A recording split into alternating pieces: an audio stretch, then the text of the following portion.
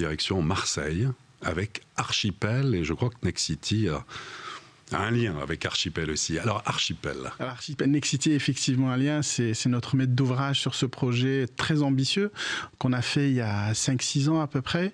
Et là, c'est plutôt une régénération aussi de l'existant sur la préservation de la biodiversité. Le projet, dans sa base, a été de sauvegarder 80% de la biodiversité existante. On a supprimé quasiment que les arbres qui étaient en mauvaise santé, et c'est dans ces lieux qu'on a réussi à implanter les bâtiments.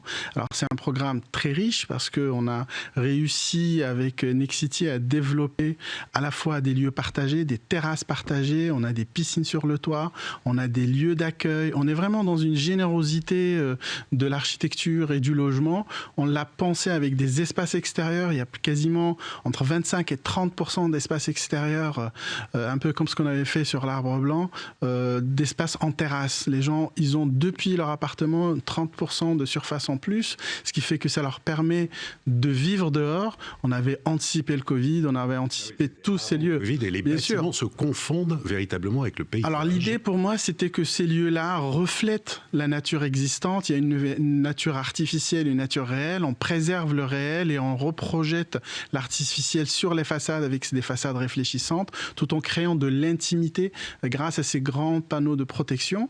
Le lieu, c'est aussi une réflexion sur une morphologie nouvelle du logement qu'on a inventé avec Nexity, c'est-à-dire qu'on est quasiment qu'avec des logements multi-orientés avec une ventilation naturelle. Il n'y a pas de 340 logements, il n'y a pas de climatisation, ce qui est une nouveauté. On est dans une innovation absolue avec des patios qui font vraiment ventiler naturellement l'ensemble, et c'est étonnant. On l'a visité avec Sharon et des élus. En arrivant, c'est vraiment, on a l'impression à l'intérieur que c'est un climatiseur, quoi. À ce que vous aviez imaginé, pensé, Manal? Ah oui, c'était ça le vrai défi, c'est-à-dire que malgré les crises, malgré le Covid, malgré les complexités, c'était de sauvegarder une qualité, c'était ces lieux de partage et ces lieux de vie communs. À la fois le logement comme un lieu commun à protéger et les espaces communs partagé avec l'ensemble des habitants, et en gardant cette réflexion sur une nouvelle façon de créer du logement sans climatisation, en étant plutôt ventilé naturellement,